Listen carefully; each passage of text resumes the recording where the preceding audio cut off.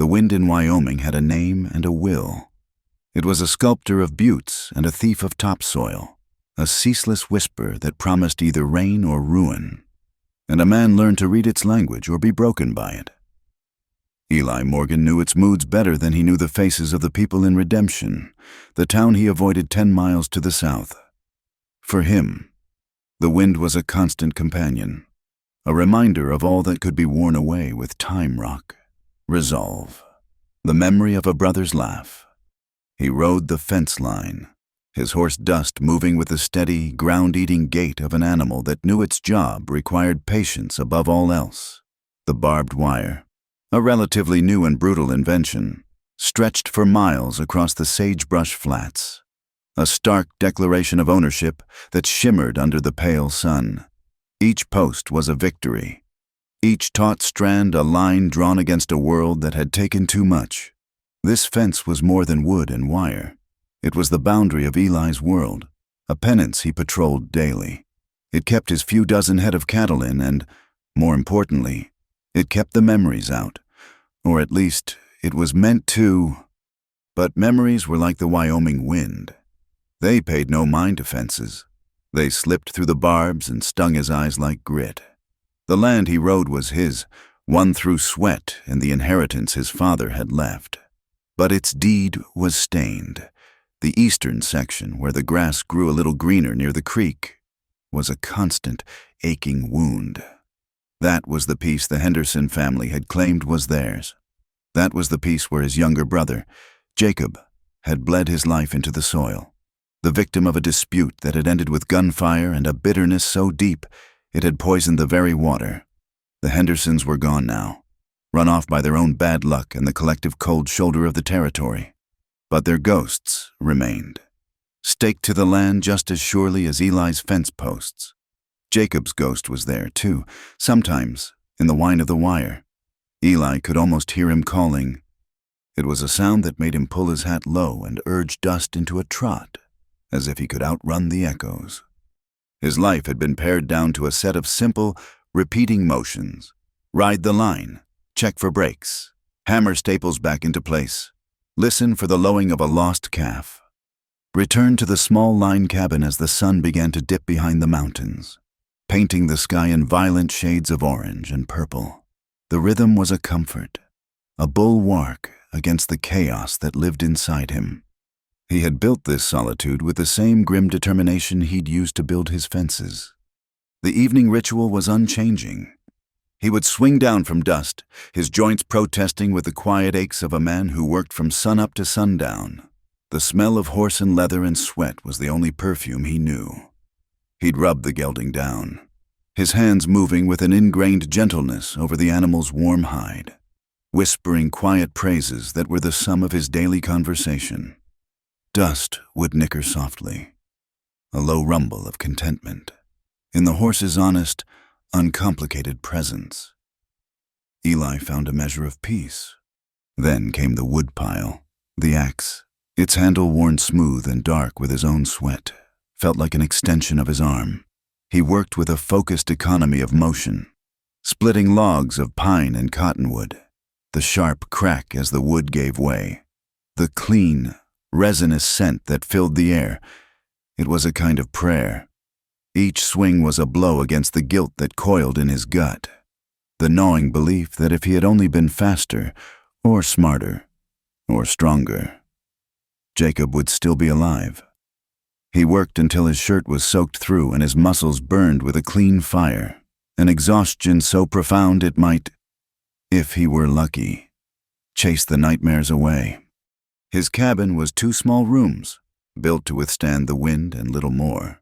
It held a bed, a small table, a stone fireplace, and shelves for the bare necessities: flour, coffee, beans, bacon. It was a fortress of solitude, and he was its willing prisoner. He did not want more. More was what had led to the trouble.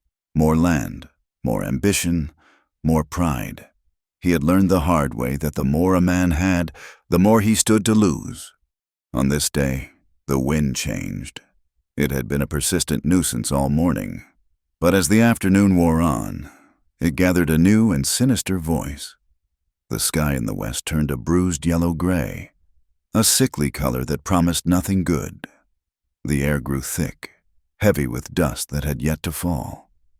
Dust grew skittish beneath him, his ears twitching, his nostrils flaring at the scent of the coming storm. Eli had seen storms like this before. They could strip a man to the bone, blind him, and choke the life from his lungs. He turned his horse toward the cabin, a knot of unease tightening in his stomach. This was more than a squall. It was a physical assault. The first wave hit when he was still a quarter-mile from shelter. The world vanished in a roiling, brown cloud. The sun was blotted out. Wind screamed in his ears, and the air turned to a thick, suffocating paste. He could taste the grit on his teeth, feel it scouring his skin. He dismounted, pulling his bandana up over his nose and mouth, and led Dust by the reins, one hand on the horse's neck to soothe him. He moved by instinct, his internal compass guiding him toward the faint outline of his cabin, a sanctuary in a world gone mad. He stumbled inside, pulling the heavy wooden door shut against the howling chaos. The cabin, usually a symbol of his isolation, now felt like the safest place on earth. The wind hammered against the walls, and fine silt began to seep through the cracks around the window and the door, coating everything in a fine, brown powder. He lit a lantern, its steady, golden glow a small defiance against the maelstrom. It was then, in a momentary lull in the wind's assault, that he heard it, a sound so out of place it barely registered at first. A cough. It was weak, ragged, and instantly swallowed by the returning shriek of the storm. He froze, straining to hear it again. He must have imagined it. Who else would be out here? No one. No one ever was. But then it came again, closer this time, a desperate, rasping sound that was undeniably human. His first instinct was to ignore it. This was his sanctuary. His solitude was his shield. Whatever was outside was not his concern. The world and its troubles could stay out there in the wind. He had learned that lesson with Jacob's blood. But the sound came a third time, followed by what might have been a sob. It was the sound of utter desolation, of a creature at the very end of its strength. The guilt that was his constant companion stirred. He had failed to protect his brother. Could he sit here, safe by his fire, and let someone else perish just outside his door? With a curse that was lost in the storm, he pulled on his coat, retied his bandana, and opened the door. The wind tore it from his grasp, slamming it back against the cabin wall. He stepped into the blinding dust, his eyes slitted, and peered into the gloom. He saw a shape huddled near the woodpile, a small, dark mound that was barely distinguishable from the landscape. He fought his way toward it, leaning into the gale. It was a woman, or a girl. It was hard to tell. She was on her knees, her head bowed, her thin dress shredded and caked with dirt. Her hair was a tangled mess, and her feet were bare, blue with cold and bleeding. As he drew closer, she looked up, and the fear in her eyes was a physical blow. They were wide and wild, the eyes of a cornered animal. Bruises, dark and ugly, marred the pale skin of her cheek and jaw. He reached a hand out, slowly, as he would to a spooked horse. "Ma'am," he said, his voice rough and loud to be heard over the wind. "You need to get inside." She flinched back, scrambling away from him, a raw sound of terror escaping her lips. "No," she whispered, her voice a dry crackle. "No, please." He stopped, holding his hands up where she could see them. He was a large man, and he knew his appearance, unshaven and weathered, could be frightening. "I am not going to hurt you. The storm will kill you out here. You need to come inside." She shook her head, her body trembling violently. He could see the tracks of tears on her dusty cheeks. Her eyes darted around as if looking for an escape, but there was nowhere to go. There was only him in the storm. "Please," she begged, the word breaking in her throat. Her gaze fixed on his, filled with a desperate, pleading urgency.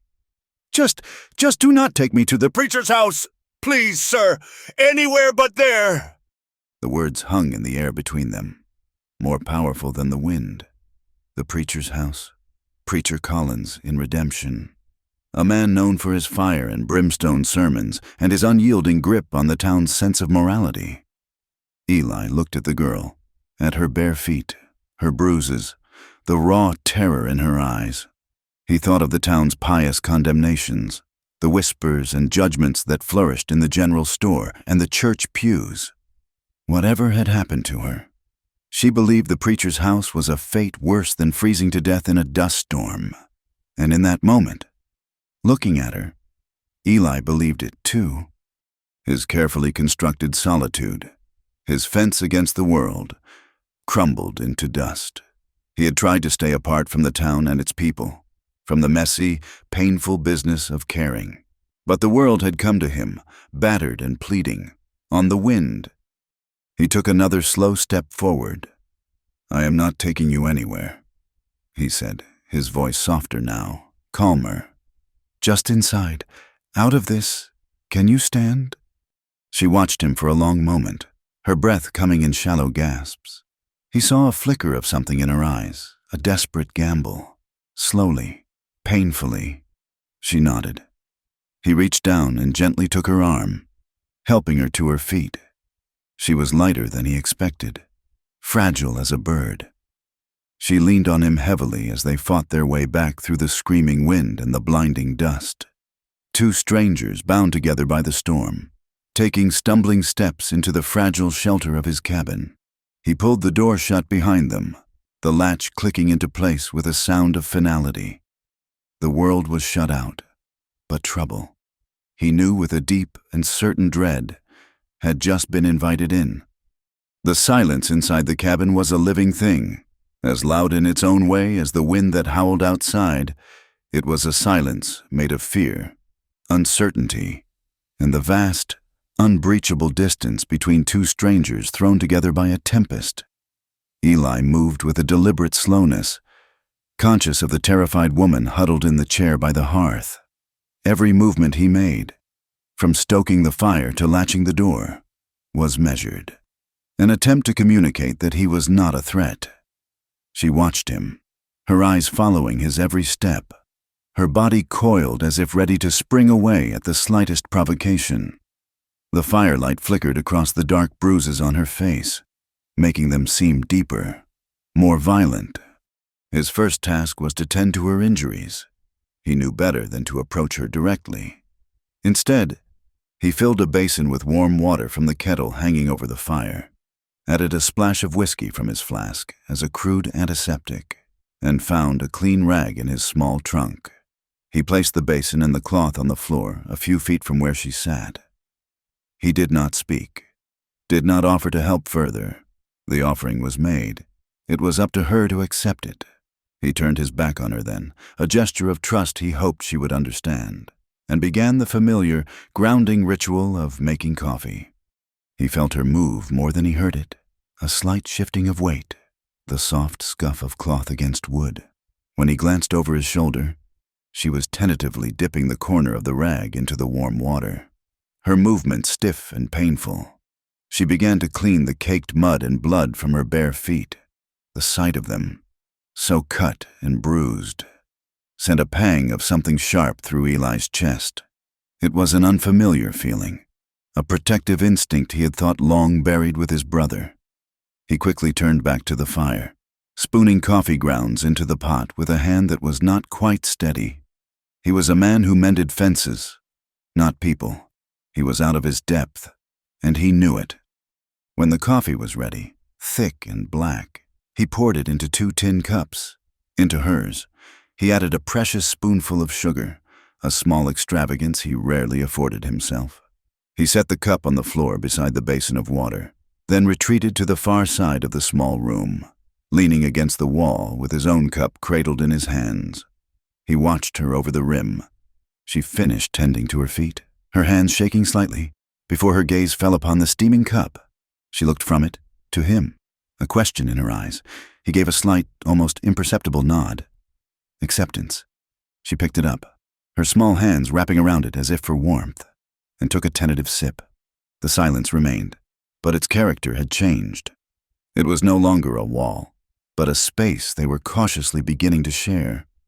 For 3 days, the storm raged.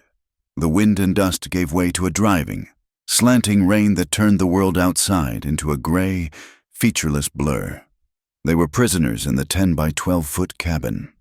Time stretched and compressed, measured not by the sun, but by the rhythm of the fire being fed and the coffee pot being refilled. They did not speak. Words felt too large, too dangerous for the fragile quiet they had established. Instead, a language of small gestures emerged. He would cook a simple meal of bacon and biscuits, leaving her portion on the table before taking his own to his corner.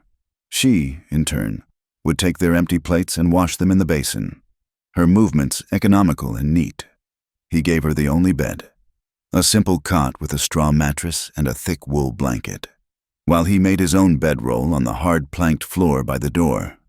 It was a clear, unspoken declaration: you are safe in this space, and I will guard it. On the second night, the nightmare came. Eli was drifting in a light, restless sleep when a sound tore through the cabin. It was a choked, desperate cry, followed by a series of ragged gasps.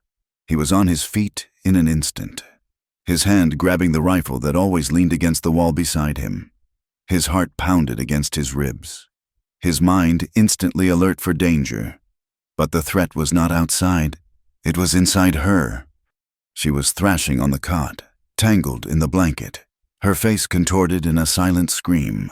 Her hands were held up as if to ward off a blow.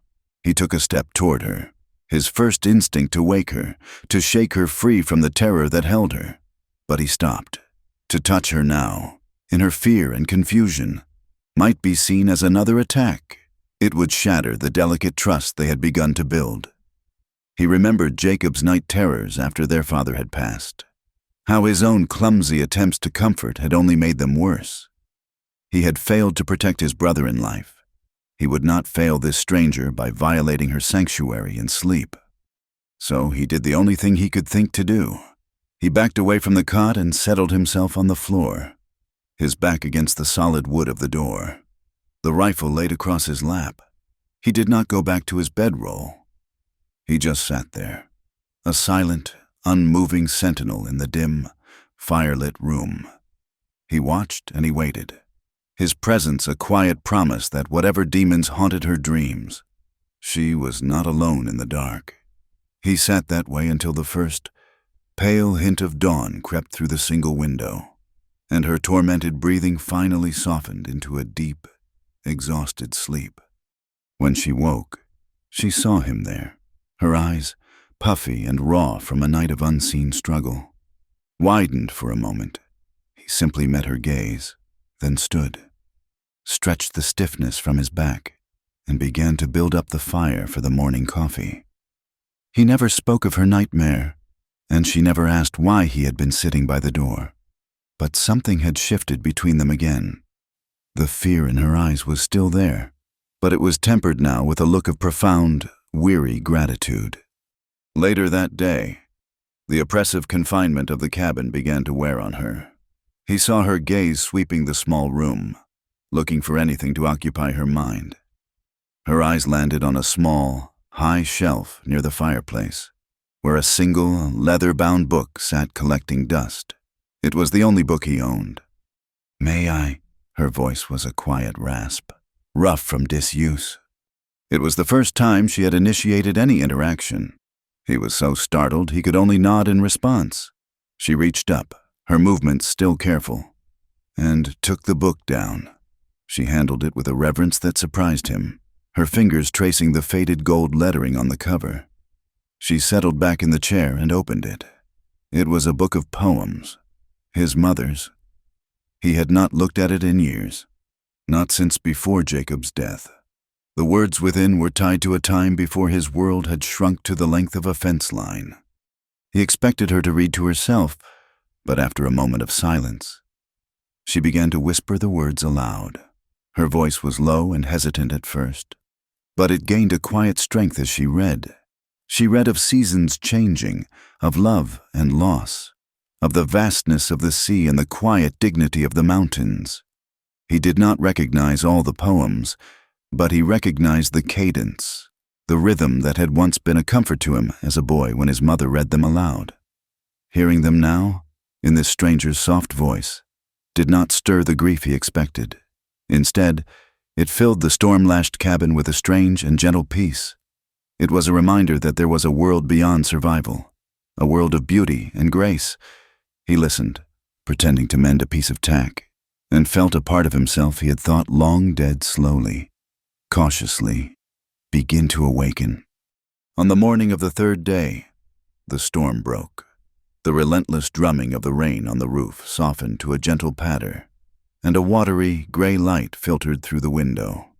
The world outside was reborn, washed clean and smelling of wet earth and sage. The end of their confinement was in sight. Eli was at the hearth, slicing bacon for a final meal before he would have to decide what came next. The problem of her, of who she was and what he was to do with her, had been held at bay by the storm, but it was now looming. The knife he was using was old and the handle was worn smooth. It slipped from his greasy fingers, falling toward the floor. Before his mind had even registered its fall, she moved. It was not a clumsy lunge, but a swift, fluid motion, a dance of pure reflex. She shot out a hand, not to block the blade, but to catch it. Her fingers closed around the handle a mere inch from the floor, her knuckles brushing the planks. She caught it as a blacksmith catches a tossed hammer, with an ease and familiarity that was startling. She froze, the knife in her hand, her eyes wide with the realization of what she had just revealed. The wary, hunted look returned to her face, mixed with a flush of shame. For a long moment, she just knelt there, holding the knife. Then, slowly, she extended it to him, handle first. Eli took it from her, his own fingers brushing hers. Her skin was cold. He looked from the knife to her face and saw the truth she was so desperate to hide. That practiced, instinctive catch was not a fluke. It was the result of long and hard-won experience. This woman, this girl, knew her way around a blade, hidden somewhere in her tattered clothing. He was suddenly certain, was a knife of her own. She was not just a victim of violence. She was a survivor who had learned to meet it with her own. He said nothing. He did not ask the questions that were screaming in his mind. He simply took the knife, gave her a small, respectful nod of thanks, and turned back to the bacon as if nothing had happened. But everything had happened. He no longer saw her as just a frightened girl in need of shelter. He saw a fighter, a woman with a hidden strength and a dangerous past. The mystery of her had deepened, and with it, a burgeoning, reluctant respect. As the smell of bacon filled the cabin, the sun finally broke through the clouds, sending a single, bright shaft of light through the window. It illuminated the dust motes dancing in the air, each one a tiny, suspended world. The storm was over. The silence that fell was no longer one of fear or awkwardness. It was a silence of anticipation, heavy with the weight of unspoken stories and the difficult choices that lay ahead, waiting for them just outside the cabin door. The world outside the cabin was scoured clean. The rain had washed the dust from the air, leaving behind a sky of impossible blue and a landscape that glittered. Every sagebrush and stone beaded with moisture. The silence was immense, broken only by the drip of water from the eaves and the distant cry of a hawk. Inside, another kind of silence held sway, one filled with the unspoken questions of what came next. Their supplies were low. The storm had lasted longer than he had provisioned for, and the bacon and coffee that had sustained them were nearly gone. The decision was not a choice, but a necessity. He had to go to town. He watched her as he pulled on his boots. Her name, he had learned, was Sarah. She had offered it quietly that morning, a small gift of trust. She sat in the chair by the cold hearth, her hands clasped tightly in her lap. her posture rigid with anxiety. The prospect of him leaving, even for a few hours, had brought the hunted look back into her eyes.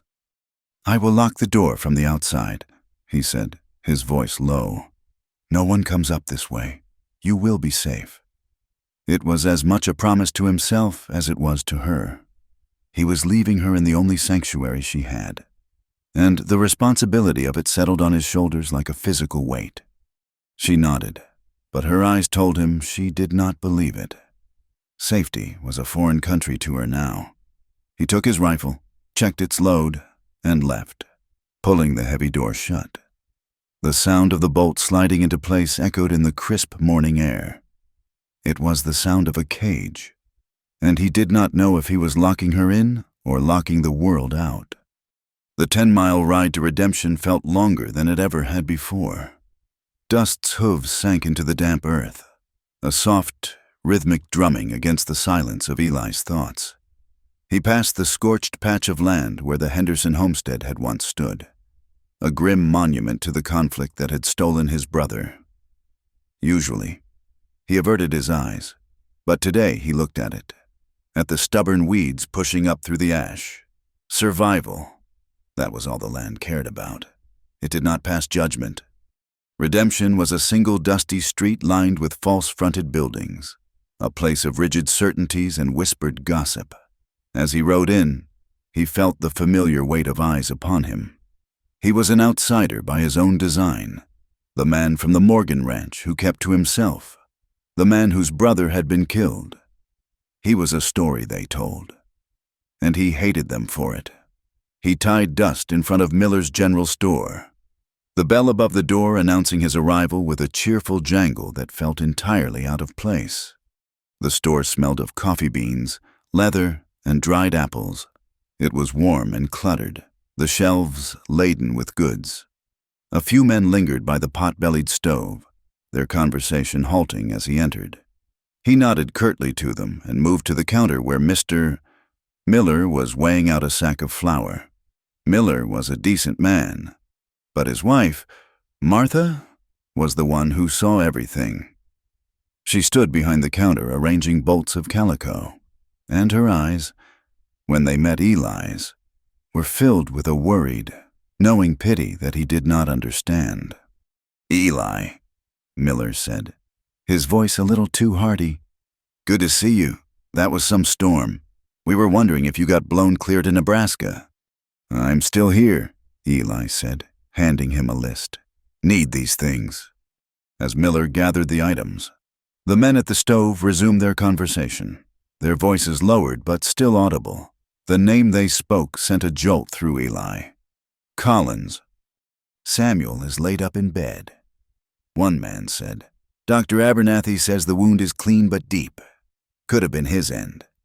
"A woman did that," another scoffed. "Young Samuel." "That is what they say," the serving girl Preacher Collins took in. "Ran off right after. The preacher is beside himself with shame.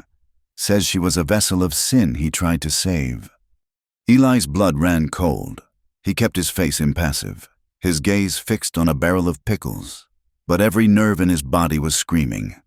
A serving girl, a wound, ran off in the storm. He felt Martha Miller's eyes on him and forced himself to meet her gaze. She looked away quickly, her hands fussing with the cloth. She knew, or she suspected. He paid for his supplies, his movement stiff.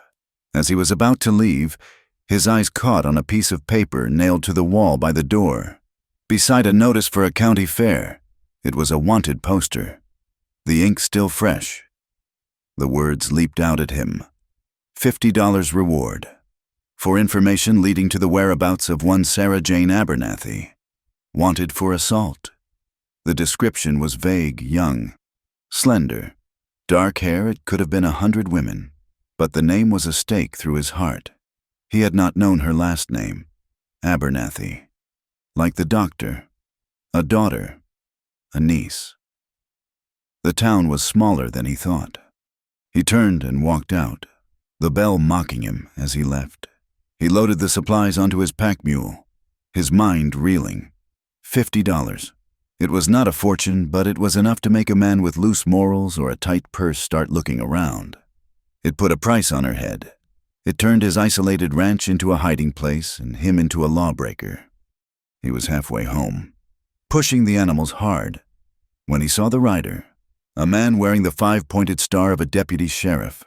The deputy reined in as they drew near, his expression one of lazy curiosity.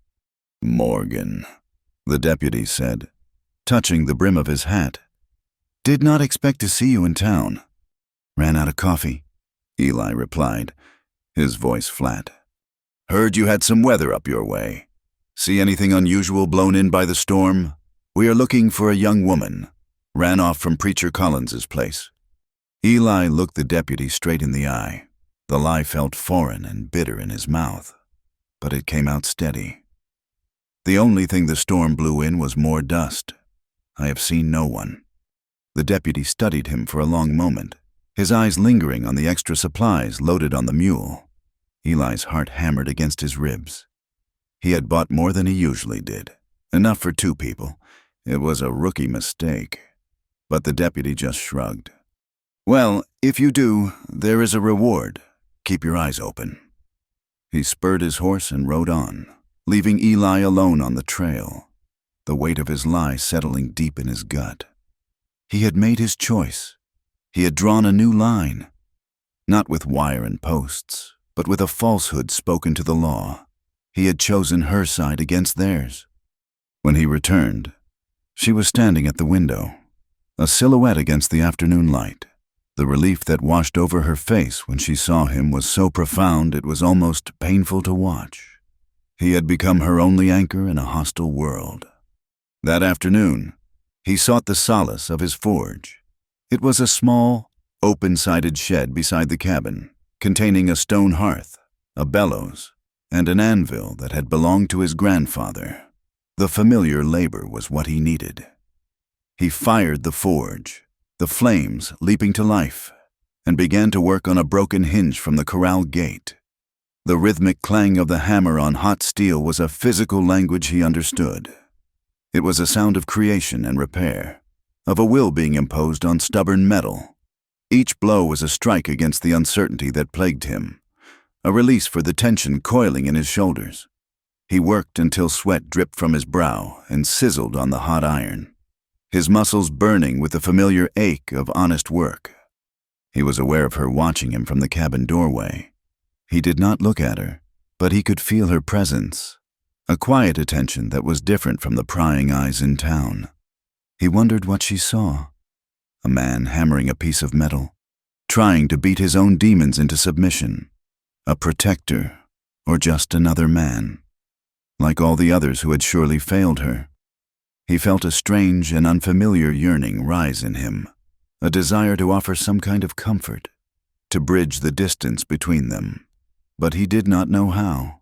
The only language he was fluent in was one of silence and hard labor. So he kept his distance, kept his rhythm, and let the hammer speak for him. That night, the air in the cabin was thick with all the things they had not said. The wanted poster, the deputy, the name Collins, it all stood between them, a wall of dangerous truth. He knew he should tell her, but he could not bring himself to add to the fear she already carried. He was cleaning his rifle by the firelight when she finally spoke. Her voice was so small, he almost missed it.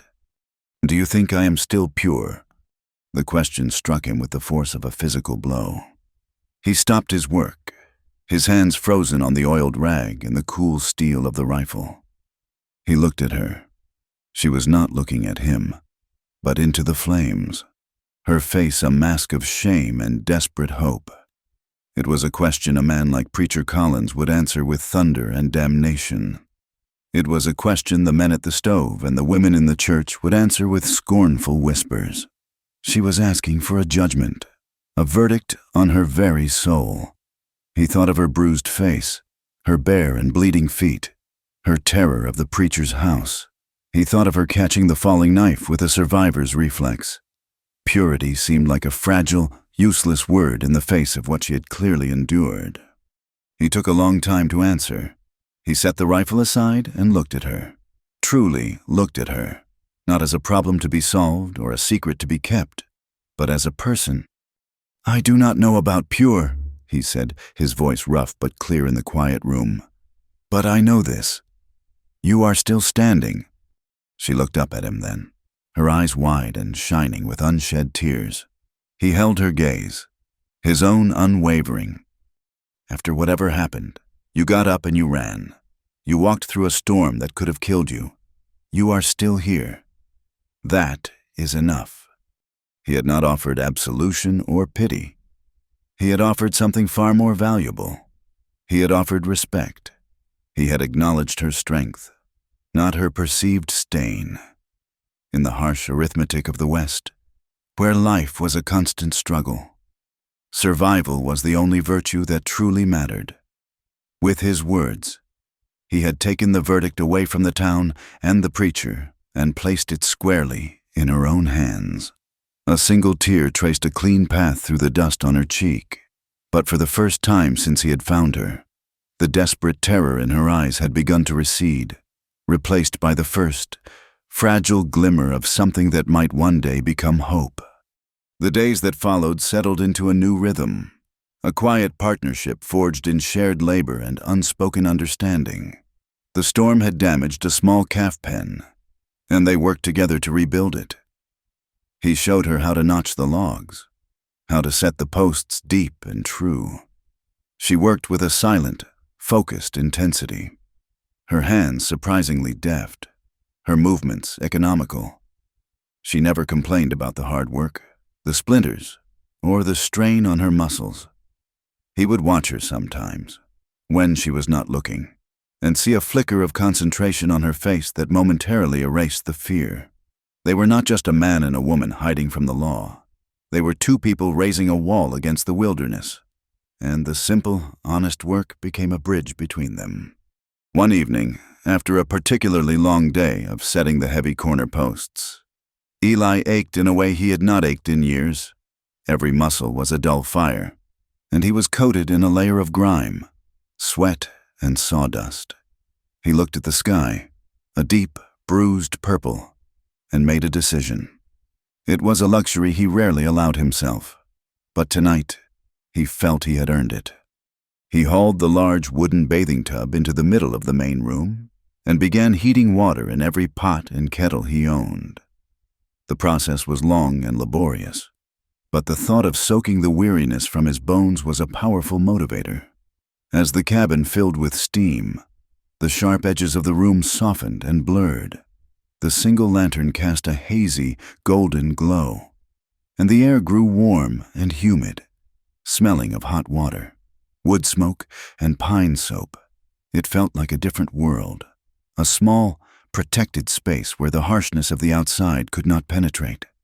He stripped off his work clothes, the fabric stiff with dirt, and eased his weary body into the steaming water. The heat was a shock at first, then a profound relief. Sinking deep into his muscles, untying knots he did not know he had. He leaned his head back against the rim of the tub, closed his eyes, and let out a long, slow sigh. For the first time in what felt like a lifetime, a measure of real peace settled over him. He must have drifted off for a moment, lost in the soothing warmth. What brought him back was a sound so soft he almost missed it, a gentle, hesitant tapping on the thin wooden door that separated the main cabin from the small back room where Sarah slept. He opened his eyes.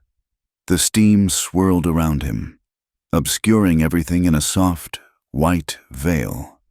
She knocked softly before entering. The bare cowboy in the steaming bath just smiled and said, "Come in." The door creaked open, and she stood there, a silhouette in the dim, steamy light. He could see the hesitation in her posture, her uncertainty. He made no move to cover himself. There was no shame in his own body, no artifice. He was simply a man washing away the day's labor. He hoped his own ease would be a comfort to her. "I thought I heard a bear splashing around in here," he said, his voice a low rumble. "Turns out it was just me." A small, surprised smile touched her lips, a rare and precious thing. I did not mean to disturb you. You are not disturbing anything except a good soak, he said, shifting slightly in the water. I think I brought half the dirt of Wyoming in here with me. He looked at his hands. Clean for the first time in days. It is good to feel clean. She stepped further into the room, closing the door behind her. She did not look at him directly, but at the fire, at the swirling steam. The warm, humid air seemed to envelop her, to soften the hard lines of her fear. "We finished the last wall today?" she said, her voice quiet. "We did," he agreed. "You set that last post as true as any man I have ever seen. You have a good eye for it." He saw a faint flush of pleasure on her cheeks. It was a simple compliment, an honest observation of a job well done. It had nothing to do with her past, with wanted posters, or with Preacher Collins.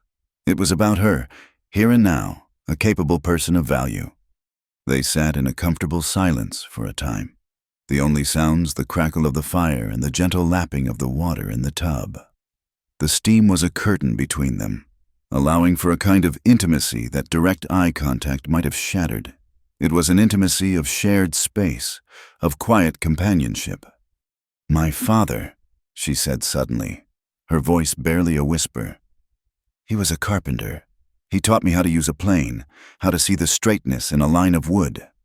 Eli remained perfectly still, sensing the importance of the moment. It was the first time she had volunteered anything about her life before the storm.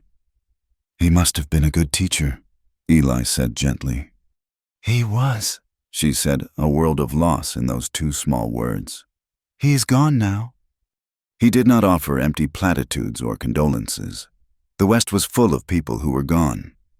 He simply nodded, a small, silent acknowledgement of her grief. He had given her an opening, a safe space to speak, and she had taken it. The steam swirled, and for a moment, he felt the profound and terrifying weight of the trust she was placing in him. He was no longer just her protector. He was becoming her confidant. The boundary of his solitude, the fence he had so carefully built around his heart, had been breached.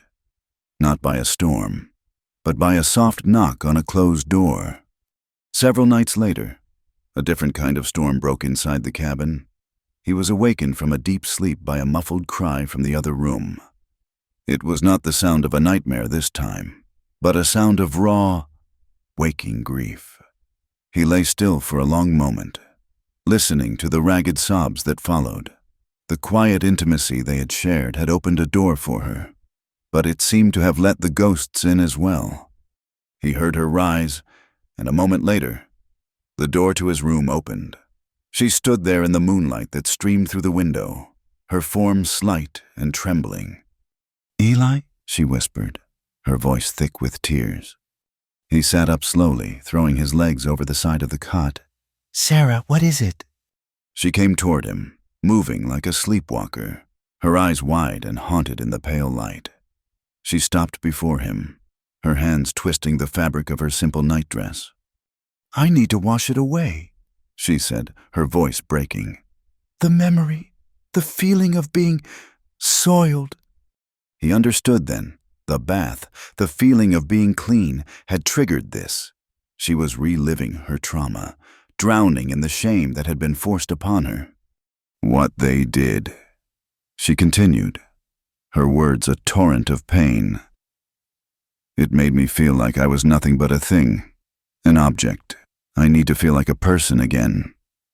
She took a deep, shuddering breath and looked at him, her gaze filled with a desperate, misguided plea. Will you help me show me what it is supposed to feel like when it is not that?" She was not offering herself out of desire, but out of a desperate, broken need to reclaim herself by giving herself away. She believed that a new experience could overwrite the old one, that she could cleanse the stain by choosing her own partner. It was the logic of a soul in profound pain, and it tore through him with a ferocity that left him breathless. The easiest thing in the world would be to say yes, to take the comfort she offered and give a different kind of comfort in return. It was what most men would do. It was a temptation that was almost overwhelming. But he looked at her face, at the tear tracks glistening on her cheeks, at the utter desolation in her eyes. He saw not a woman offering her body, but a girl drowning and begging for a hand to pull her from the water. To accept her offer would not be an act of love, but the worst kind of violation. It would be taking advantage of her pain, confirming her deepest fear that her body was her only currency. It would be another failure to protect someone who needed him. He reached out, but not to touch her. He gently took her hands in his grip firm and steady. Her skin was ice cold. "Sarah," he said, his voice rough with an emotion he could not name. "What you are asking for, that is not a debt you owe anyone, and it is not something I can take from you." She looked at him, confusion warring with the pain in her eyes. "But I know what you need," he interrupted, his voice gentle but firm. "You need to know that you are more than what happened to you. You are more than your body. Your worth is not something a man can give you or take from you." He let go of her hands, stood up, and pulled on his boots. The conflict inside him was a physical force, a battle between his own lonely desires and the fierce, protective certainty of what was right. He needed air.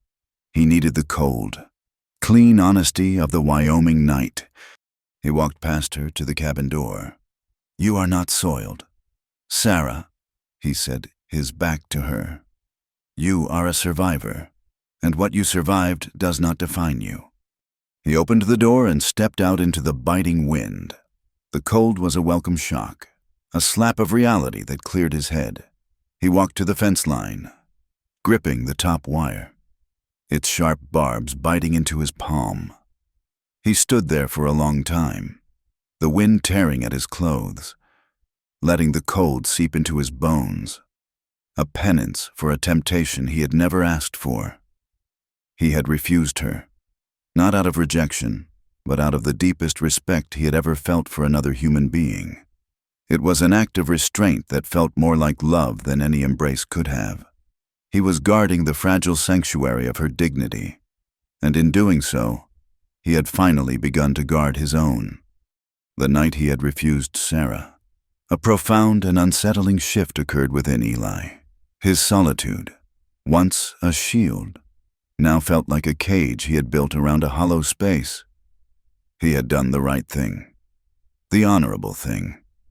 But the act of pushing her away had paradoxically pulled him closer. Her pain was no longer just a problem he was managing.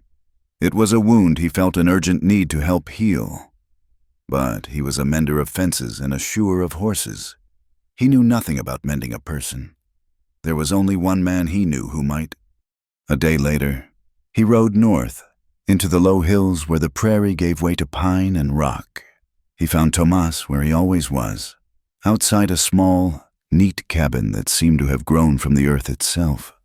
The air smelled of wood smoke, drying herbs, and the sharp scent of the pines. Tomas was an old scout, half Apache, a man who had seen the world change from a place of open land to a grid of wire and property lines. He moved with a quiet economy that made most men seem loud and clumsy. He was sitting on a stump, methodically sharpening a long knife on a whetstone. He did not look up as Eli approached, but he spoke as if continuing a conversation they had started an hour ago. "The wind carries trouble," Tomas said, his voice a low rasp, like stones rubbing together. "It has been carrying the smell of it for a week." Eli dismounted and stood before the old man. He did not know where to begin. "I found someone," he said finally, the words feeling inadequate. "A woman. In the storm." Tomas spat a stream of tobacco juice into the dust. He still did not look up, his attention fixed on the shimmering edge of the blade. Most men find trouble when they find a woman. "She is the one in trouble," Eli clarified. "From Redemption, there is a wanted poster. $50. Now Tomas stopped his work. He lifted his head, and his eyes, dark and penetrating, settled on Eli. They were eyes that had seen 1,000 miles of empty prairie and looked into the hearts of more men than Eli could count. They missed nothing. Preacher Collins's vessel of sin. The town's gossip traveled faster than a horse. Eli just nodded, a grim tightness in his jaw. "And you are hiding her." Tomas stated. It was not a question. "You, who have not invited a soul to share your fire in 5 years." "I did not invite her. The storm did." It was a weak defense, and they both knew it. Tomas set the knife and stone aside. He looked at Eli, a long, searching look that stripped away all pretense. "You came here for advice, but you do not need any. You have already made your choice. You lied to the law for her. You have taken her side against the world. All that is left is for you to admit it to yourself." He stood up and placed a hand on Eli's shoulder. It was a rare gesture of contact, and its weight was immense. "You have chosen her. Eli, now stop lying to yourself about it. Go home and stop hiding. Start preparing." The old scout's words echoed in his mind all the way back to the ranch. Stop hiding. Start preparing. The advice was simple, direct, and terrifying. It meant the quiet life he had so carefully constructed was over. The fence he patrolled was no longer his most important boundary. He returned with a new and unsettling resolve. Sarah saw the change in him immediately. The quiet, watchful distance was gone, replaced by a focused intensity. That afternoon, he did not go to the forge. Instead, he walked out into the yard, carrying an empty bean can and a hammer. He nailed the can to the top of a fence post 50 feet from the cabin. He turned to her, his face serious. "You know how to use a knife," he said. It was not an accusation. "But a knife is for close work. The trouble that is coming for you will not want to get close." He went inside and returned with the Colt Peacemaker he kept oiled and ready in a drawer. The gun was heavy and deadly in his hands. He held it out to her. "But first," she flinched, her eyes wide with a familiar fear. "I have never," she started, her voice a whisper. "I know," he said, his voice patient. "And I wish to God you never had to, but wishing will not stop a man with a $50 piece of paper in his pocket." He took her hand and gently curled her fingers around the grip. "This is just a tool, like a hammer. It does one job. You just have to learn how to make it do that job for you." For the next week, the sharp crack of the pistol became a regular sound on the ranch. He taught her everything: how to stand, how to grip the weapon with both hands to steady it, how to breathe out slow as she squeezed the trigger, not pulled it. At first, she was timid, closing her eyes before the explosion of noise and powder. Her shots went wide, kicking up dust far from the can, but she did not give up. He saw the same quiet determination in her that he had seen when they were building the pen. She would set her jaw, reload the cylinder with trembling fingers, and try again. He stayed with her, his presence a calm, steadying force, correcting her stance, offering quiet words of encouragement. While he taught her the gun, she began to practice with her own weapon. One evening, as the light was fading, he saw her by the new calf pen. She had a small, thin-bladed knife in her hand, its point weighted and its handle wrapped in worn leather. She was not practicing on a can. She was throwing at the shadow of a man cast by a fence post, her movements a blur of lethal grace. She did not throw overhand like a man would. She threw from the hip, a low, smooth flick of the wrist that sent the blade spinning end over end with a soft, whistling sound, burying its point deep into the wood with a solid thwack. There was no wasted motion, no hesitation. This was a skill born not of sport, but of desperation.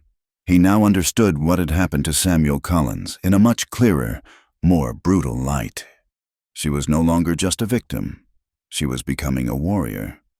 He was no longer just a hermit. He was becoming her teacher, her ally. The transformation was slow, painful, and necessary. The trouble, when it came, did not ride in like a posse. It came in the form of a single man. Eli spotted him from a distance, a lone rider on the trail from redemption. There was something about the way he sat his horse, a lazy, predatory slouch that sent a chill down Eli's spine. He moved with the casual confidence of a wolf circling a sheep pen. "Inside," he said to Sarah, his voice low and urgent. "Now." He grabbed her arm and pulled her toward the cabin. "The root cellar." The small cellar was accessed by a trap door hidden beneath a bearskin rug. It was cramped and smelled of damp earth and potatoes. "Stay here. Do not make a sound. No matter what you hear. Do you understand?" She looked at him, her face pale but her eyes resolute. She nodded, her hand instinctively going to the small of her back, where her knife was hidden. He closed the door over her, replaced the rug, and sat down at the table, his own pistol resting on his lap, just out of sight. The rider dismounted and swaggered to the door, his spurs jingling. He did not knock, but pushed the door open and leaned against the frame, a smirk on his face. He was a big man with a greasy duster and yellow teeth. "Morgan," the man said. "Heard you live out here, alone." His eyes swept the cabin, lingering on the 2 tin cups by the wash basin, the small, neatly mended dress hanging on a peg to dry. "I do," Eli said, his voice level. He did not get up. "What do you want?" "Just paying a neighborly call and asking a question." The man's smirk widened. "Seen any stray women folk lately, a particular one? Maybe worth $50. "I told the deputy I have not seen anyone." Eli's hand was resting on the table, inches from the pistol grip. The bounty hunter chuckled, a low, unpleasant sound. "Deputies ask, I look." He took a step into the cabin, his eyes still scanning, probing every corner. "It is a funny thing. A man buys supplies for one.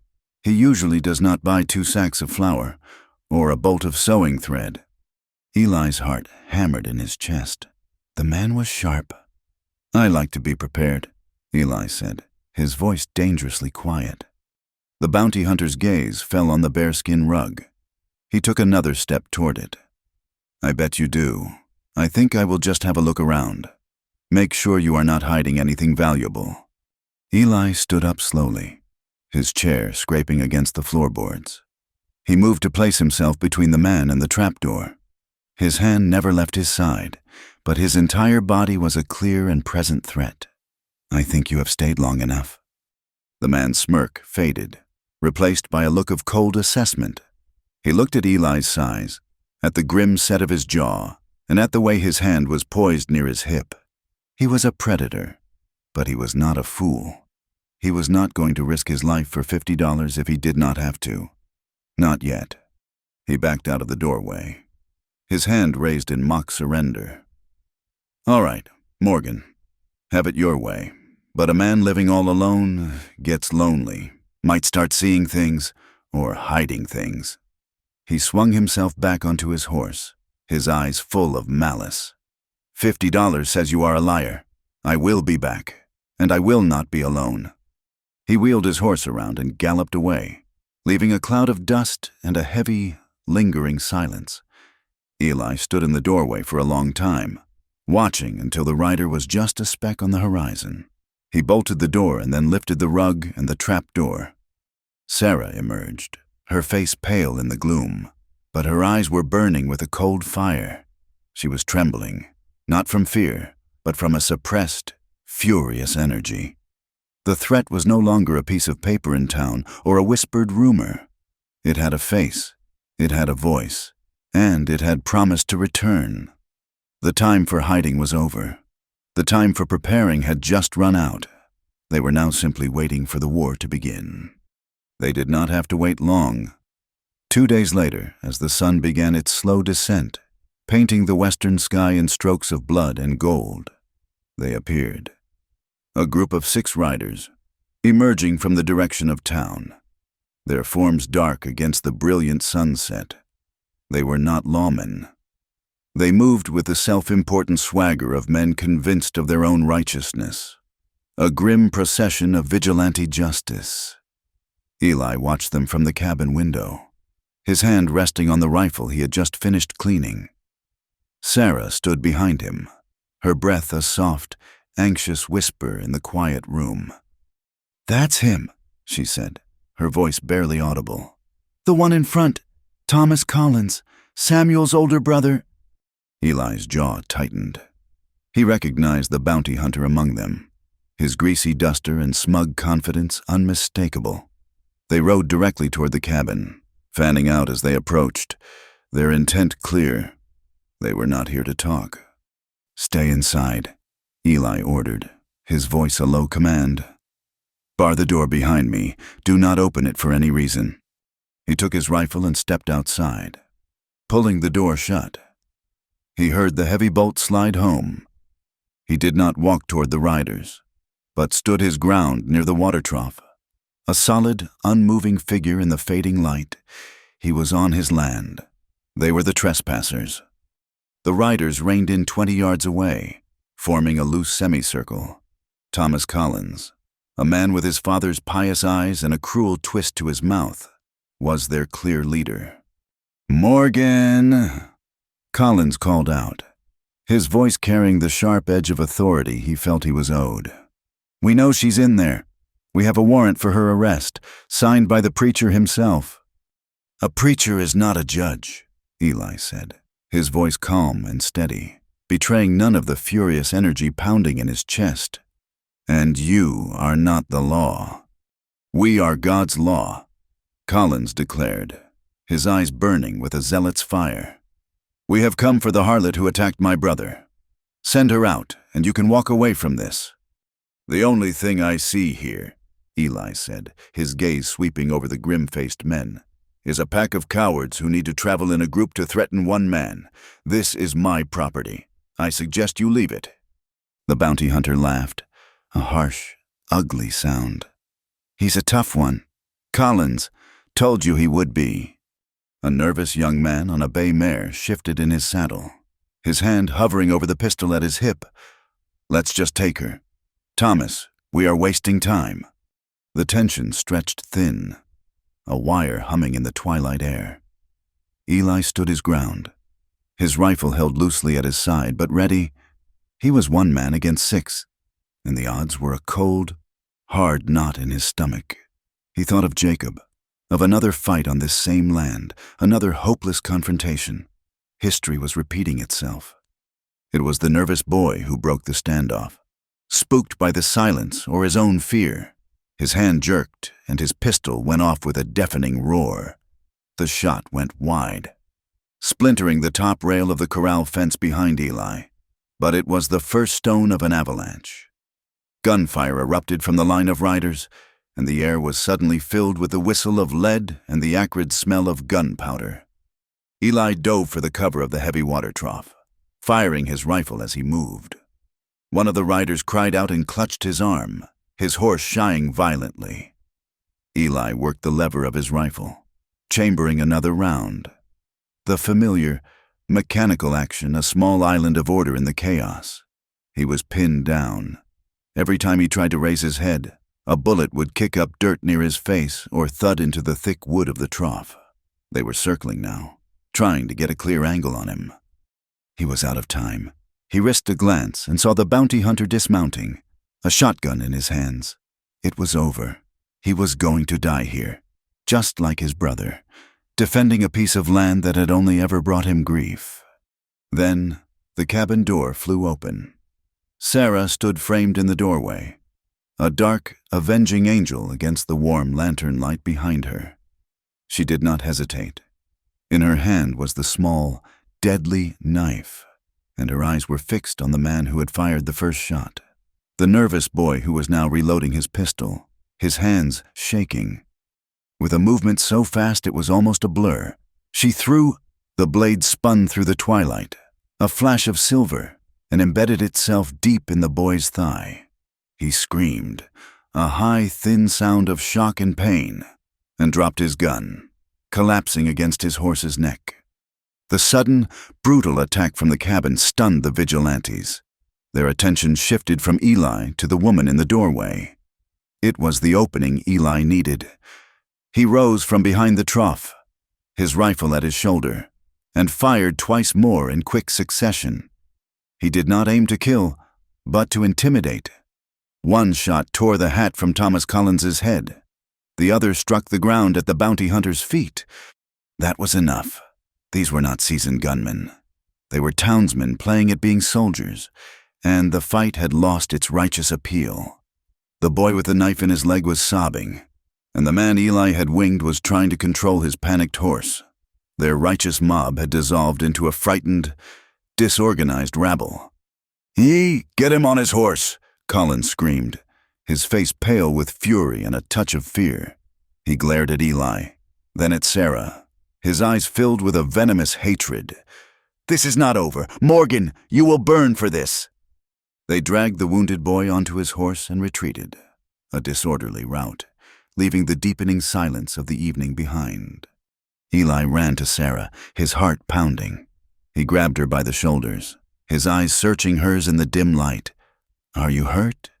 She shook her head, her body trembling with adrenaline. "He was going to kill you."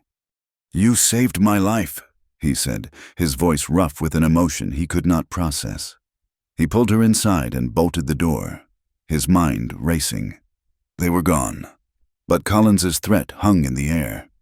"You will burn for this." They spent the next few hours in a state of high alert, waiting. The moon rose, bathing the landscape in a cold, silver light. Nothing moved. The silence outside was absolute. Exhaustion began to set in, a heavy, bone-deep weariness. Perhaps they had given up for the night. It was the smell that warned him first, the sharp, hungry scent of smoke on the night air. Then, through the window, he saw the flicker, an unnatural orange light dancing against the darkness. He threw open the door and his heart seized in his chest. The barn was on fire. Flames were already licking up the dry timber walls. Reaching for the night sky, he could see figures on horseback at a distance, their dark shapes silhouetted against the growing inferno. They were not attacking the cabin. They were destroying his past. He made a move to run toward it, to try and save something, anything. But Sarah grabbed his arm, her grip surprisingly strong. "No, Eli, it is a trap. They want you out in the open." She was right. He stood there, helpless, as the flames consumed the structure. The barn was more than just a building. It was where he and Jacob had played as boys. It was where his father had taught him to mend a harness. Inside, in a locked wooden chest, were the few things he had left of his parents, his mother's book of poetry, his father's old cavalry saber, and Jacob's whittled wooden horse, the last thing his brother had been carving. He watched as the roof collapsed in a shower of sparks, sending a column of fire and smoke into the heavens. He felt nothing. A cold, dead numbness had settled over him. Everything that had tied him to this land, to his family, to the man he used to be, was turning to ash. They stood there until the fire had burned itself out, leaving only the blackened, skeletal remains of the barn smoldering against the first pale light of dawn. The silence that fell was heavier and more profound than any that had come before. It was the silence of total loss. Sarah watched him, her face a mask of guilt and sorrow. She saw the emptiness in his eyes, and she believed she was the cause of it. She had brought this destruction to his door. Sometime in the gray, pre-dawn light, she made a decision. She could not repay him for the loss of his home, his past, but she could remove the cause of his suffering. She could remove herself. She waited until he was staring, mesmerized, at the smoking ruins. Then, quietly, she turned and began to walk away, toward the trail, toward anywhere that was not here. He did not see her go, but he felt her absence. A sudden, sharp awareness that he was alone again. He turned and saw her small figure already 100 feet away. A ghost walking into the dawn. He ran, his boots heavy on the damp earth, and caught up to her, grabbing her arm gently to stop her. "Where are you going?" he asked, his voice raw. "I am leaving," she said, not looking at him. "I have brought you nothing but ruin. I cannot stay and watch you lose anything more." "There is nothing left to lose," he said, his voice flat. "I cannot repay you for this," she whispered, her voice choked with tears. "I have nothing."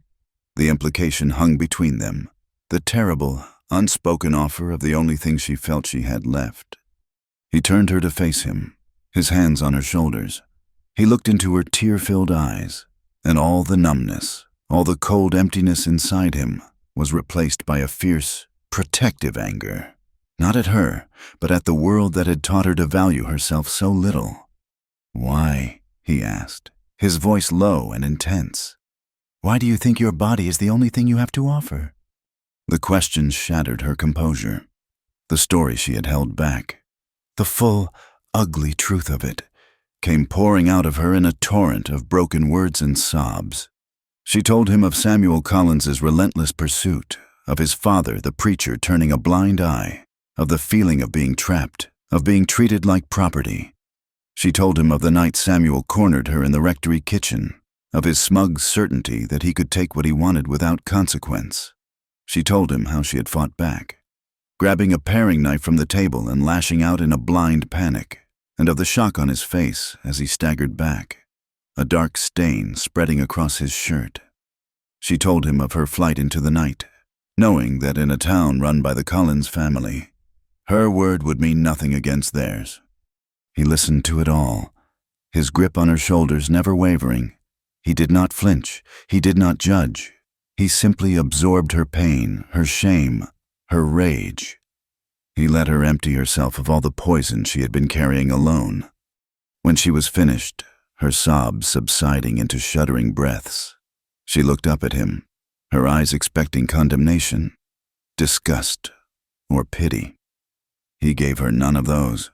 He pulled her into his arms, holding her tightly against his chest, his hand stroking her hair.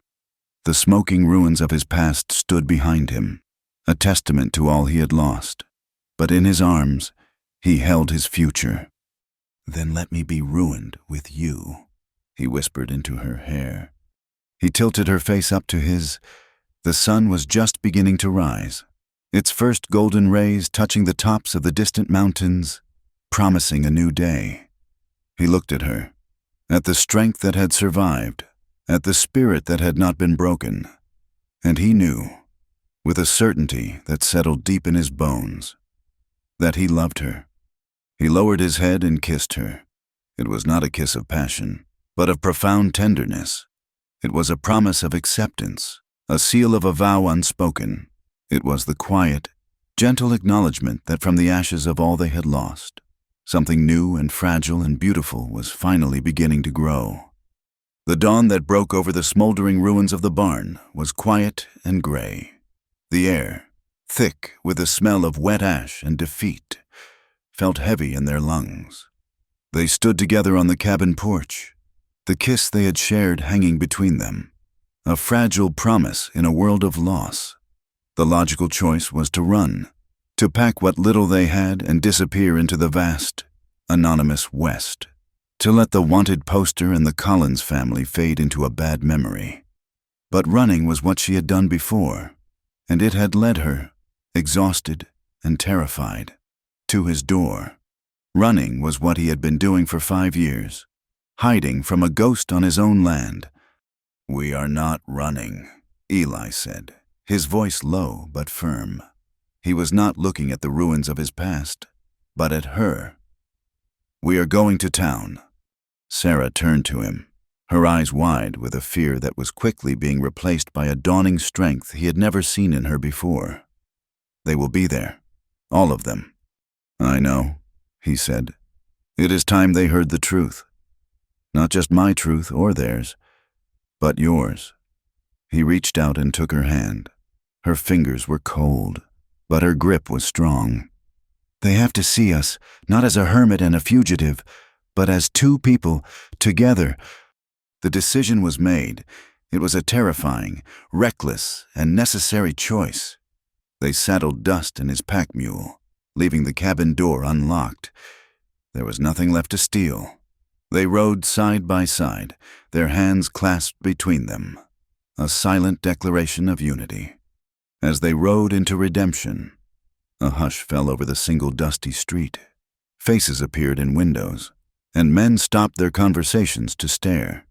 Their expressions were a mixture of open hostility, morbid curiosity, and, in a few surprising cases, something else. As they passed Miller's general store, Eli saw Martha Miller standing in the doorway. She met his gaze and gave a single, sharp nod, a gesture of solidarity that was as potent as a shouted cheer. Further down, two women sweeping their porches stopped and watched them pass, their faces unreadable but without the scorn he had expected. He felt Sarah's hand tighten in his.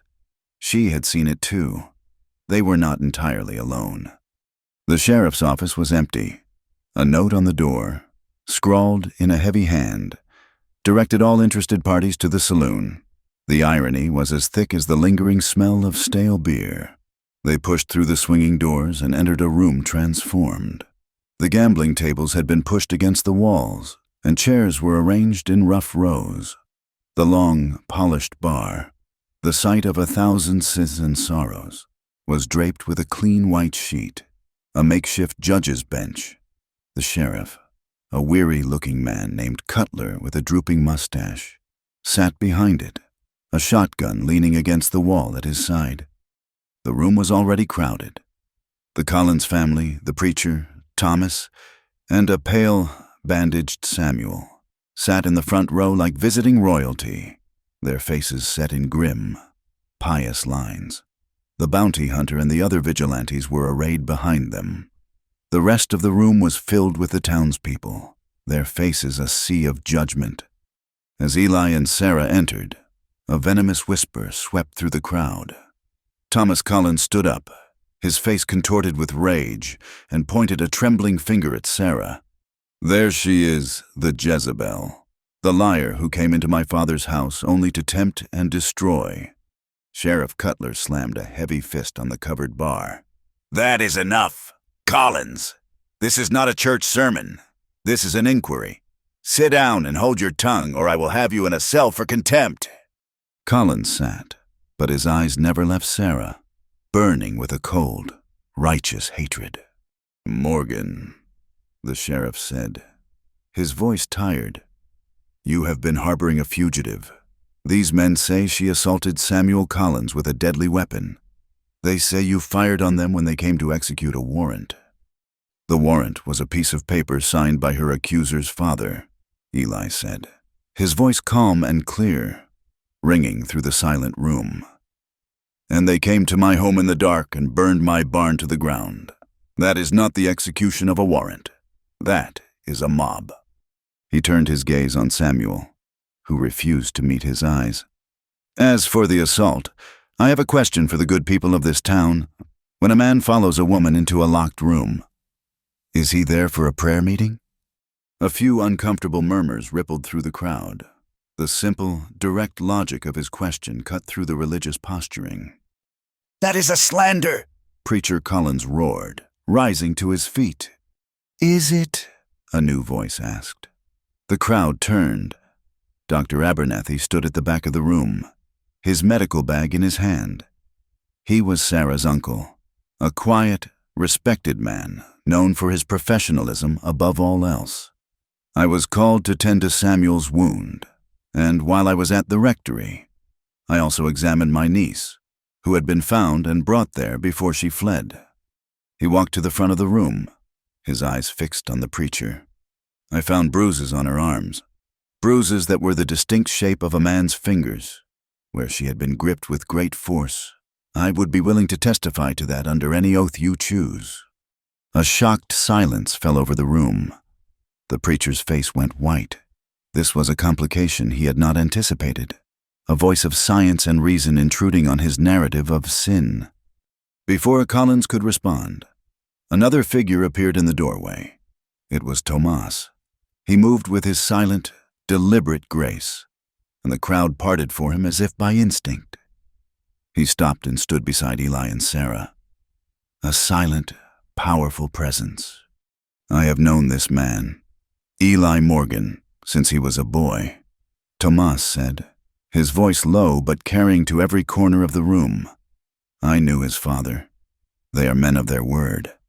They build fences and keep their peace, but they do not suffer bullies. His dark eyes swept over the Collins family. I also know the look of a hunted animal. That girl, he said, nodding towards Sarah, has been hunted.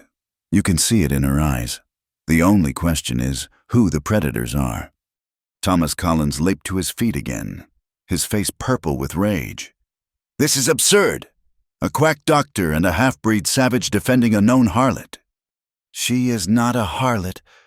The voice was quiet, but firm. It was Martha Miller, from the general store.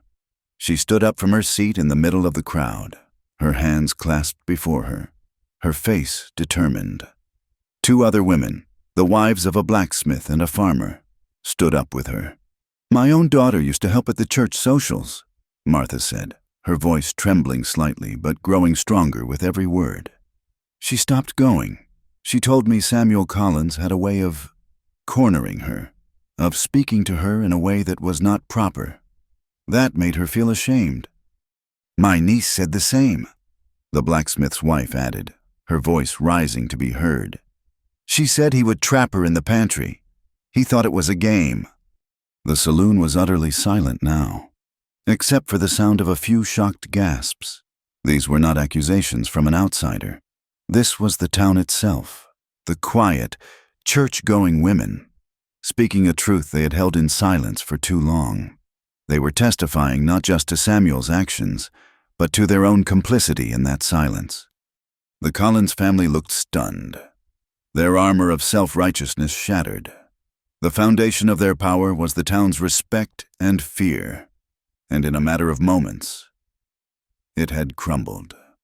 In the midst of the silence, Sarah took a step forward. All eyes turned to her.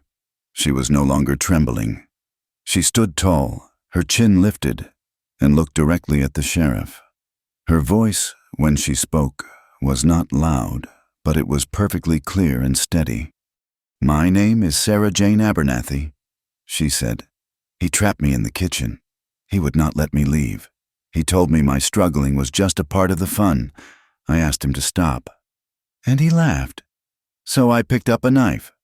She paused, her gaze sweeping over the stunned faces of the crowd, and finally settling on Samuel, and I made him stop. The simple, unadorned truth of her statement was more powerful than any accusation or defense. She had ceased to be an object of their gossip and speculation. She had become a person, a survivor who had claimed her own story. Sheriff Cutler looked at the Collins family, at the defiant women, at the steadfast old scout, and at the young couple who had ridden into town to face their accusers rather than run. He had lived his life by the simple, pragmatic laws of the frontier. He was not a judge of souls, but he was a keeper of the peace, and he knew a losing battle when he saw one. He picked up his gavel and empty whiskey bottle and slammed it down on the bar. The sound was a sharp crack of finality. This hearing is over, he announced. There was no legal warrant. The Morgan property was violated. As for the assault charge, based on the testimony I have heard, it seems to me that Miss Abernathy acted to defend herself. In the eyes of the law in this county, no crime was committed. He looked directly at Thomas Collins. This is finished. Any further action against Morgan or Miss Abernathy will be met with the full force of my office. Now clear out, all of you. The room erupted in a buzz of excited, shocked conversation. The Collins family, their face masks of disbelief and fury, stormed out of the saloon without a backward glance. The bounty hunter and his men slipped away into the crowd, one by one. The townspeople filed out, some casting looks of newfound respect at Eli and Sarah, others simply shaking their heads, their certainties shaken. Soon, only the four of them remained with the Sheriff Eli, Sarah, Thomas, and Dr. Abernathy. You did a brave thing, the sheriff said, his voice gruff. Both of you. He began to fold the white sheet that had covered the bar, his movements slow and deliberate. You won today. The law is on your side. He paused and looked at them, his eyes filled with a weary wisdom. "But do not be mistaken. You have not changed the heart of this town. You have shamed the Collins family, and they will not forget it. The law may be satisfied, but their pride is not." He sighed, placing the folded sheet on the bar. "You won the battle, but you might have just started a war. Watch your backs." The victory in the saloon was as thin and brittle as a pane of glass in a hailstorm. They rode back to the ranch under the watchful eyes of the town, the legal pronouncement of their innocence doing little to warm the chill of the hostile stares that followed them. Sheriff Cutler's warning echoed in the space between them. You won the battle, but you might have just started a war. The truth of it settled over Eli's land like the ash from his burned barn. They had won the argument, but they had lost the peace. The ranch was no longer a sanctuary.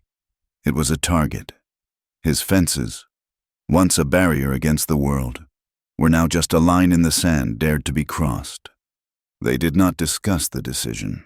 It formed in the silence, a mutual, unspoken understanding. This place of ghosts and grief could not be their home. The next morning, Eli rode back into Redemption alone. He did not go to the saloon or the sheriff's office. He went to Miller's general store. Mr. Miller met him at the counter, his face etched with a weary sympathy. "I need to sell the ranch," Eli said without preamble. "The land, the cabin, what is left of the stock, all of it." Miller did not act surprised. He polished the counter with a cloth, his gaze downcast. "Folks are talking. Eli, the Collins family has a long memory and a lot of friends." "I know," Eli said. "That is why I am selling cheap and fast." They settled on a price that was an insult to the land his father had bled for, but a fair price for the freedom it would buy. Miller, to his credit, looked ashamed as he counted out the money. "I will find a buyer who is not a friend of the Collins family," he promised, a small act of decency in a town that had offered little of it. Someone from out of the territory, maybe. Eli took the money, feeling no triumph, only a hollow sense of finality. He had one last stop to make. He rode north into the familiar hills to say goodbye to the only real friend he had. Thomas was waiting for him, as if he had known he was coming. He was packing dried meat into a leather pouch. "So," the old scout said, "you are leaving the Valley of Ashes." "There is nothing left for us here," Eli said. "There is everything left for you," Thomas corrected him gently. "It is just not here." He looked at Eli, his dark eyes filled with a deep, abiding wisdom. "The world is full of loud noises, preachers, politicians, men who think their pride is the same as the law. It is a hard thing to find a quiet place, not a place of silence, but a place where your own heart can speak and you can hear it." He held out a small, tightly wrapped package. "Jerky for the trail, and 2 extra boxes of cartridges. A quiet place is good, but it is best to be well armed when you are looking for it." Eli took the gift, his throat tight. "Thank you, Thomas, for everything." "You did the right thing," Thomas said, placing a hand on his shoulder. "Not because it was easy, but because it was human. Now go. The sun is rising. Ride toward it." He returned to the cabin to find Sarah packing. They had little to their name. A few clothes, his rifle and pistol, her knife, and the tools he could not bear to leave behind. She had wrapped the book of poetry, his mother's book, in a piece of oilcloth. He had thought it lost in the fire, and the sight of it, safe in her hands, was an unexpected gift. "I found it on the floor that first night," she explained. "I kept it." He took it from her, his fingers tracing the worn leather cover. His past was not entirely gone. A single, precious piece of it had survived, rescued by her. That night, their last night in the valley, they sat on the porch of the small cabin. The air was cool and clean, and the sky was a vast, dark blanket studded with 1,000,000 brilliant stars. The blackened skeleton of the barn was a dark scar against the landscape, a final, grim monument to a life that was now over. They sat in a comfortable silence for a long time, the silence of two people who no longer needed words to understand each other. But there was one last question hanging in the air, a final ghost that needed to be laid to rest. Sarah turned to him, her face pale and serious in the starlight. "Eli," she said, her voice soft, "am I innocent?" He knew she was not asking about the law, or about the verdict in the saloon. She was asking a deeper question, one that had haunted her since she had first stumbled out of the storm. She was asking if she was still whole, still pure, still worthy of love in a world that had tried so hard to convince her she was not. He could have given her the easy answer, the comforting lie, but their bond had been forged in hard truths, and he would not dishonor it now with a falsehood, no matter how kind. He took her hand, his thumb stroking the back of it. He looked into her eyes, and he gave her the only honest answer he had. "No," he said, his voice a low, gentle rumble. "You are not. You have seen the worst of men, and you have had to do a hard thing to survive. Innocence is for children and for angels. It does not last long in this world." He saw a flicker of the old pain in her eyes, and he tightened his grip on her hand. "But I still love you," he said, and the simple, profound truth of the words filled the space between them, more powerful than any verdict. "I do not love the girl who was innocent. I love the woman who survived. I love the person who is strong and kind, and who taught me that offense is a poor substitute for a human heart." A single tear rolled down her cheek, but it was not a tear of sorrow. It was a tear of release. He had not offered her a false pardon. He had offered her a real and lasting love, one that did not require her to be perfect, only to be herself. He had accepted all of her, the scars and the strength, the pain and the courage. At the first hint of dawn, they were ready. He helped her onto the pack mule, then swung himself into Dust's saddle. The horse, a survivor with scars of his own, stood steady, his ears pricked toward the west. They did not look back at the cabin, or at the smoldering ruins, or at the valley that had held so much of his family's history. They looked forward, toward the horizon, where the sun was just beginning to spill its golden light over the edge of the world. The light cut through the morning haze, a promise that even after the darkest night, there was always a new day. They rode out, two scarred souls, leaving the valley of ashes behind them. They did not know what lay ahead, what trials or hardships they would face. They only knew they would face them together. They rode toward the rising sun, two small figures against a vast landscape, their long shadows stretching out behind them, two hearts seeking a quiet place in the heart of the wild, untamed West. Thank you for listening to our story. We would love for you to comment below where you are listening from, so we can all connect and share our thoughts. And please subscribe to our channel Wild West Night, like the video, and support us further by pressing the hype button so this story in the video can be heard by more people.